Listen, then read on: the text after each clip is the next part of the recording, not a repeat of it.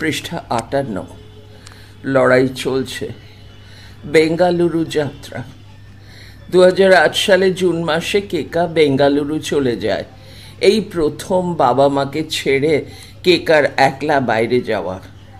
বেঙ্গালুরুতে কেকার এক কলেজের বন্ধু থাকে, জয়দীপ। জয়দীপকে আগে থেকেই বলা ছিল যে কেকা বেঙ্গালুরুতে পৌঁছলে সে যেন একটু তাকে রিসিভ করে নেয়। জয়দীপ আগে থেকেই পৌঁছে বিমানবন্দরে অপেক্ষা করতে থাকে। কলেজের কেকার থেকে বর্তমানের কেকা অনেকটাই পরিবর্তিত। অনিদ্রায় ভুগে কেকা এখন অনেক রোগা। একটা জিন্স প্যান্ট আর শার্ট পরেছে সে, সেটাও সুজাতা তার স্কুলের বন্ধু উপহার দিয়েছে বেঙ্গালুরু যাওয়ার আগে। জয়দীপ কেকাকে দেখে উচ্ছ্বসিত হয়ে বলে, কেকা, ইউ আর লুকিং অ্যামেজিং। আত্মবিশ্বাসে ভরপুর কেকাকে গাড়িতে তুলে নিয়ে আন্টির পিজিতে ছেড়ে দিয়ে আসে জয়দীপ। ওখানে যাওয়ার আগে কেকা পিজি ঠিক করে গেছিল। যারা ইনেবল ইন্ডিয়াতে পড়ে তাদের মেয়েদের ওই পিজিতেই থাকতে দেওয়া হয়। কোরামঙ্গলায় ওই পিজিটা আছে, আর ইনেবল ইন্ডিয়া সেখান থেকে একটুখানি রাস্তা। আন্টির পিজি থেকে কেকা ইনেবল ইন্ডিয়ায় একাই যাতায়াত করতে পারে। ছোট একটা রাস্তা পার হতে হয়, কিন্তু বেঙ্গালুরু শহরে সবাই বেশ সচেতন। হাতে একটা সাদা লাঠি থাকলে সব গাড়ি থামে এবং রাস্তা পার হতে সাহায্য করে। ইনেবল ইন্ডিয়াতে ক্লাস হয় সকাল 10টা থেকে বিকেল 5টা অবধি। সকালে আন্টির পিজি থেকে জলখাবার খেয়ে কেকা ইনেবল ইন্ডিয়াতে যায়। পিজিতে নানা রকমের জলখাবার পরিবেশন করা হয়। পৃষ্ঠা 59। একদিন আলুর পরোটা, তো কোনো দিন লেমন রাইস, তো অন্য দিন লুচি আলুর দম, আবার কোনো দিন হয়তো চিঁড়ের পোলাও। সঙ্গে চা তো থাকেই। কেকা ওই খেয়ে চলে যায় ইনেবল ইন্ডিয়ার ক্লাস করতে। কেকার ওই পিজিতে আর এক বন্ধুর সাথে সাক্ষাৎ হয়, তার নাম স্বর্ণা। দোতে শয় বফলা, মধ্যে 9 রেফ আকার। সেও তার মতো দৃষ্টিহীন এবং তার মতো ইনেবল ইন্ডিয়ায় কম্পিউটার শিখতে এসেছে। এই ইনেবল ইন্ডিয়ায় কম্পিউটার শেখানো হয় জোজ, ক্যাপিটাল JAWS সফটওয়্যারের সাহায্যে। জোজ অর্থাৎ জব অ্যাক্সেস উইথ স্পিচ। সব কম্পিউটারে এই সফটওয়্যার লোড করা আছে। এটা আসলে একটা স্ক্রিন রিডিং সফটওয়্যার। যারা দেখতে পায় তারা স্ক্রিন দেখে পড়ে, যারা দেখতে পায় না তারা কম্পিউটারের প্রম্পট শুনে শুনে করে। আর কিবোর্ড অনুশীলন করতে করতে অভ্যাস হয়ে যায়। কিবোর্ড তারা না দেখেই আঙুল বসায়, তবে ভুল কি টিপলে সফটওয়্যার সেটা বলে দেয়। তখন তারা ভুল সংশোধন করে আবার এগিয়ে যায়। এর ফলে ভুল হওয়ার সম্ভাবনাও থাকে না। এইভাবেই তাদের ক্লাসে শেখানো হয়। কেকার ওখানে দুটি ছেলের সাথে খুব ভালো বন্ধুত্ব হয়ে যায়। তার মধ্যে একজন দিল্লি নিবাসী বাঙালি, নাম প্রবাল, আর একজন দক্ষিণ ভারতীয়, নাম শ্রীনিবাস। আন্টির ছেলেদের পিজিতে এরা দুজন থাকে। আন্টির ছেলে এবং মেয়ে উভয়েরই পিজি আছে। আন্টির মেয়েদের পিজিতে কেকা এবং স্বর্ণা থাকে। বাদবাকি যে মেয়েরা থাকে তারা প্রত্যেকেই চাকরি করে এবং চোখে দেখতে পায়। পিজি যেহেতু কাছেই, তাই দুপুরে খেতেও কেকা আন্টির পিজিতে চলে আসে। দুপুরের আহারে কোনো বৈচিত্র্য নেই, সেই একঘেয়ে গতানুগতিক খাবার, ভাত আর সাম্বার। খুব বেশি হলে ভাত আর একটা তরকারি। কোনো দিন দই ভাত, পাতলা করে অল্প দই। মাঝে মাঝে কেকা মুখের স্বাদ বদলাতে শ্রীনিবাস এবং প্রবালের সাথে ক্লাসের পরে বাইরে খেতে যায়। ওখানে বেশ কিছু ছোট ছোট রেস্তোরাঁ আছে ধারে কাছে। কোনো দিন গোবি পকোড়া অথবা গোবি মাঞ্চুরিয়ান খায়। আবার কোনো দিন মন চাইলে চাউমিন, ডিম পকোড়া আর কফির স্বাদ নিয়ে ঘোরাঘুরি করে আন্টির পিজিতে ফিরে আসে। কেকার এখানে অগাধ স্বাধীনতা। মাথার ওপরে কেউ নেই, বাবা মা বা অন্য কোনো অভিভাবক নেই তাকে শাসন করার। এই স্বাধীনতা কেকা পূর্ণ মাত্রায় উপভোগ করে। সন্ধেবেলায় সে বন্ধুদের সাথে চুটিয়ে ঘোরে। পৃষ্ঠা 60। বেঙ্গালুরুতে ঘোরার ক্ষেত্রে কোনো ভয় নেই, কারণ এই শহরের মানুষজন দৃষ্টিহীনদের প্রতি যথেষ্ট সংবেদনশীল এবং সচেতন। প্রতি পদে তারা সাহায্য করে। শনিবার রবিবার এনেবল ইন্ডিয়া ছুটি থাকে। কেকার আরও মজা, সেদিন তারা বাজারে ঘুরতে চলে যায়। কোরামঙ্গলায় রাহেজা মার্কেট আছে, সেখান থেকে জামা কাপড়, হার, দুল, সাবান বা অন্য সব টুকিটাকি সামগ্রী কেনাকাটা করে ফিরে আসে। কেকা, স্বর্ণা, প্রবাল, শ্রীনিবাস এই চারজনে একসাথে ঘুরে ফিরে মজা করে আনন্দ করে জীবন কাটায়। রাতে আন্টির পিজিতে ডিনারে রুটি, তরকারি আর এক বাটি ডাল পরিবেশন করা হয়। তাই খেয়ে সকলে শুয়ে পড়ে। শুক্রবার দিন এসে জয়দীপ নিয়ে যায়, আবার রবিবার রাতে আন্টির পিজিতে পৌঁছে দিয়ে যায়। ওদের বাড়িতে থাকাকালীনও বিভিন্ন জায়গায় ঘুরতে যাওয়া, খাওয়া দাওয়া নিয়ে মেতে থাকে কেকা। জয়দীপ এবং তার স্ত্রীর আতিথেয়তার তুলনা হয় না। এই নিত্যদিনের একঘেয়েমি থেকে কেকা অনেকটাই মুক্তি পায় তখন। কেকার স্কুলের বন্ধু গার্গীর পরিচিত শিলা কাকিমা থাকতেন বেঙ্গালুরুতে। শিলা কাকিমাও সুযোগ মতন গাড়ি করে শুক্রবার রাতে নিয়ে যান কেকাকে। শনি রবি খুব মজা করে কাটিয়ে আবার কেকা ফিরে আসে রবিবার রাতে আন্টির পিজিতে। আর বাকি শনি রবিবার চার মূর্তি বেরিয়ে পড়ে। আন্টির পিজিতে ভাত সম্বর না খেয়ে বাইরের রেস্তোরাঁতে বিরিয়ানি, ফ্রাইড রাইস, দোসা ইত্যাদি খেয়ে মুখের স্বাদ বদলায়। এনেবল ইন্ডিয়ায় জীবন এমনই মজা এবং হইচই করে কাটতে থাকে। শান্তি রাঘবন, এনেবল ইন্ডিয়ার প্রধান, কেকাকে খুব স্নেহ করতেন। কেকা বেশ পারদর্শিতার সাথে সেখানে কম্পিউটার করে। MS ওয়ার্ড, এক্সেল, পাওয়ারপয়েন্ট ওখানে নিষ্ঠা সহকারে শেখানো হয়। মাঝে মধ্যে ক্লাস টেস্ট নেওয়া হয় এনেবল ইন্ডিয়ায়। সেই পরীক্ষায় খুব ভালো ফল করে কেকা। মা বাবাকে প্রতিদিন ফোন করে সব কিছু জানায়। তারাও শুনে খুব আনন্দ পান, নিশ্চিন্ত বোধ করেন। এইভাবেই এনেবল ইন্ডিয়ার ক্লাস করতে করতে 2008 জুন থেকে 2009 জানুয়ারি হয়ে যায়। পৃষ্ঠা 61। মাঝখানে পুজোয় কেকা একবার বাড়ি আসে। ইতিমধ্যে কেকার জীবনে আরেকটি গুরুত্বপূর্ণ অধ্যায় রচিত হয়েছে। অরূপদা, যিনি কেকাকে কম্পিউটারে হাতেখড়ি দিয়েছেন, ছিলেন এক অসাধারণ মনের মানুষ। উদার হওয়ার সাথে সাথে ধৈর্যের ব্যাপ্তি দেখলেও বিস্মিত হতে হয়। কেকাকে উনি খুব ভালোবাসেন, নিয়মিত ফোন করে খোঁজ খবর নেন, খুঁটিয়ে খুঁটিয়ে সব জানতে চান। কেকা, তুমি কেমন আছো, তোমার কেমন চলছে? প্রথম দিকে আপনি বললেও পরে তুমিতে নেমে আসেন, কিন্তু কেকা আপনি করেই কথা বলে। একদিন ওই অরূপদাই কেকাকে বলেন, কেকা, তোমাকে আমার খুব পছন্দ, আমরা কি একসাথে সেটেল করতে পারি না? মানে আমি বলতে চাইছি, আমরা কি বিয়ে করতে পারি না? কেকা কলকাতায় থাকাকালীন এটা আন্দাজ করতে পেরেছে। তারও মনে হয়েছে যে অরূপদা তার প্রতি আকৃষ্ট, কিন্তু কলকাতায় থাকাতে তিনি সেটা প্রকাশ করেননি। প্রস্তাব শুনে কেকা কিছুটা দ্বিধান্বিত হয়ে উত্তর দিয়েছে, আমি জানি না আমার বাড়ি থেকে আপনাকে মেনে নেবে কি না। আমি দুজনেই চোখে দেখতে পাই না। তাছাড়া আপনি আমার থেকে বয়সেও অনেকটা বড়। মুখে এই কথা বললেও মনির মন তাকে বলে, হোক না বয়সে 15-16 বছরের বড়, কিন্তু মানুষটা তো খাঁটি। নিঃস্বার্থভাবে তাকে কম্পিউটার শিক্ষা দিয়েছেন। তার হতাশাগ্রস্ত জীবনে আশার আলো জ্বেলে দিয়েছেন এই মানুষটাই। আর যদি কেকা কোনো চাকরি পায়, তাহলে তার সিংহভাগ কৃতিত্ব অরূপদার। আন্তরিকভাবে ভেবেছেন কেকার কথা। এইসব কথা ভেবে কেকারও মনে হয় অরূপদার প্রস্তাব ফেরানো উচিত হবে না। কেকা মনে মনে সিদ্ধান্ত নেয় সে বিয়ে করবে। প্রয়োজনে মা বাবাকে বুঝিয়ে বলবে। অরূপদাকেও নিজের মনের কথা জানায় মনি। আমি মা বাবার সাথে কথা বলে দেখব, দেখা যাক কি হয়। দিনে দিনে তারা মনের আরও কাছাকাছি চলে আসে। অরূপদা রোজ ফোন করে।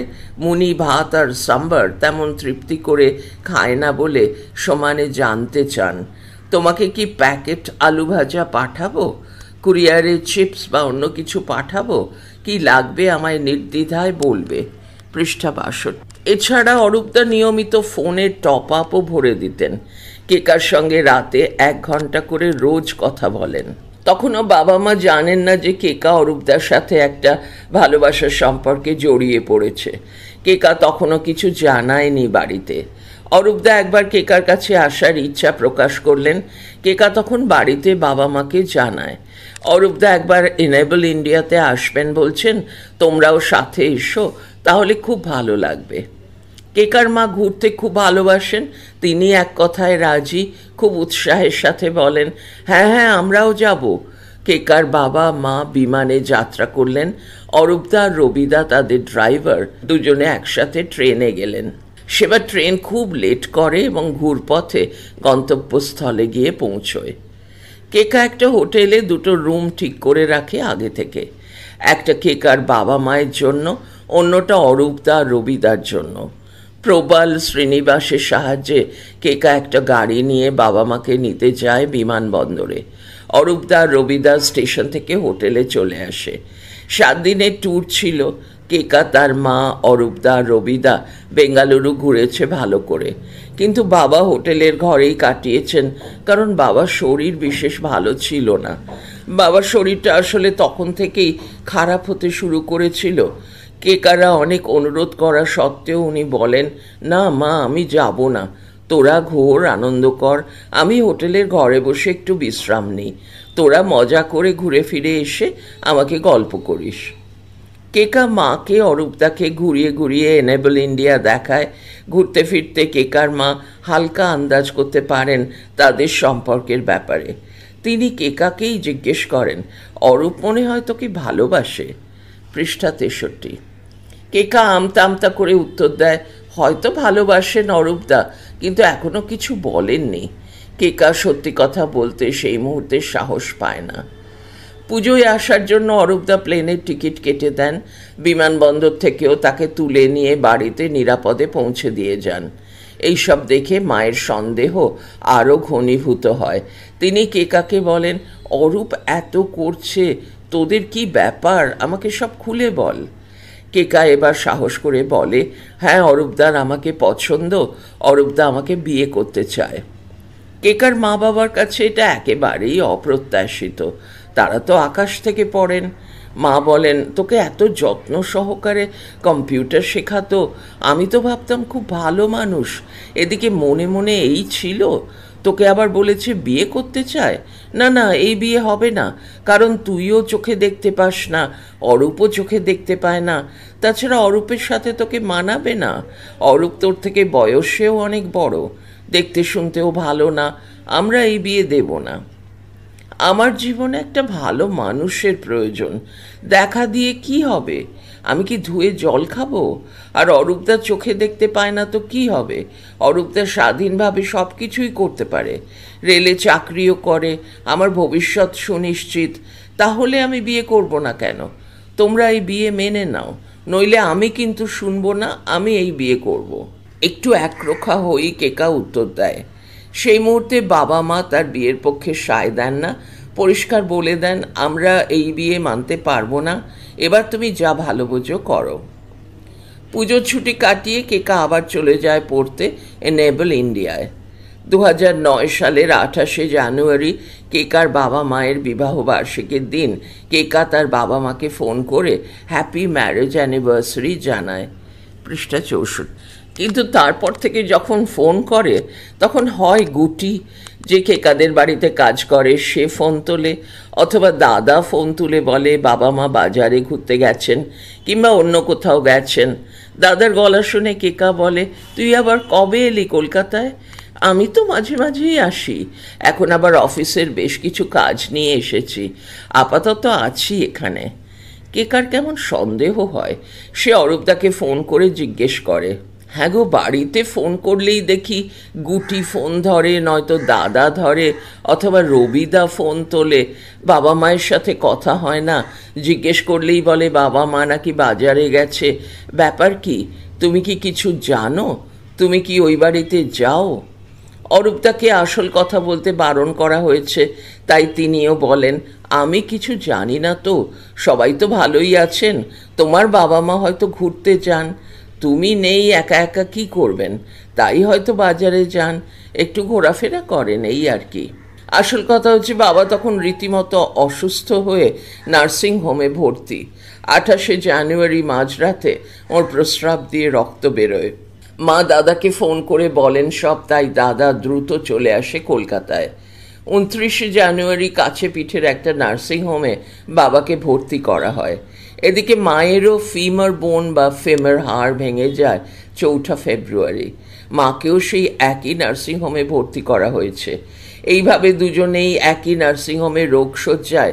বাবাকে অবশ্য পরবর্তীকালে অন্য একটা আরও উন্নত এবং নামী নার্সিংহোমে দেওয়া হয়। প্রথমে ডাক্তার বলেন যে রক্ত বেরোনোর কারণ হচ্ছে প্রস্টেটের সমস্যার। প্রস্টেট বড় হয়ে গেছে, তাই অপারেশন করা হয়েছে। কিন্তু সেটা সম্পূর্ণ ভুল চিকিৎসা ছিল, কারণ তারপরেও বাবার প্রস্রাবে রক্ত বন্ধ হয়নি, মাঝে মাঝেই রক্ত পড়ে। বাবাকে নার্সিংহোম থেকে বাড়ি নিয়ে আসার পরও বারংবার প্রস্রাব আটকে যায় এবং রক্ত পড়তে থাকে। 28শে জানুয়ারি থেকে ফেব্রুয়ারি মাসের দ্বিতীয় সপ্তাহ অবধি এরকম পরিস্থিতির মধ্যে দিয়ে যেতে হয়েছে। পৃষ্ঠা 65। তাই মুনি ফোন করলেই তাকে বলা হয় বাজারে গেছেন, বাবা মা অথবা ঘুরতে গেছেন ইত্যাদি।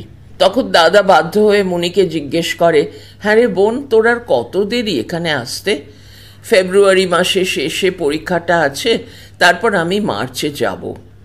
তার আগেই পরীক্ষা হতে পারে না, তুই এবার চলে আয়, পড়া তো তোর হয়ে গেছে, যত তাড়াতাড়ি পারিস চলে আয়। না, ডেট তো ঠিক হয়ে গেছে, বলে দিয়েছে আমাদের। কেন বলতো তুই এরকম কথা বলছিস? মুনির সন্দেহ আরও প্রগাঢ় হয়। তারপর একদিন দাদা একরকম বাধ্য হয়েই বলে, তুই এতদিন ধরে এতবার জিজ্ঞেস করিস বাবা মা কোথায় গেছেন, আমরা সমানে তোকে ঘুরতে গেছে এরকম উত্তর দিই। আসল কথা শোন, তাহলে সহ্য করতে পারবি তো? মা বলতে বারণ করেছিলেন তুই পড়তে গেছিস বলে। পড়াটা শেষ করলে তোর একটা চাকরির সম্ভাবনা আছে, তোর ভবিষ্যতের কথা চিন্তা করেই বারণ করেছিলেন।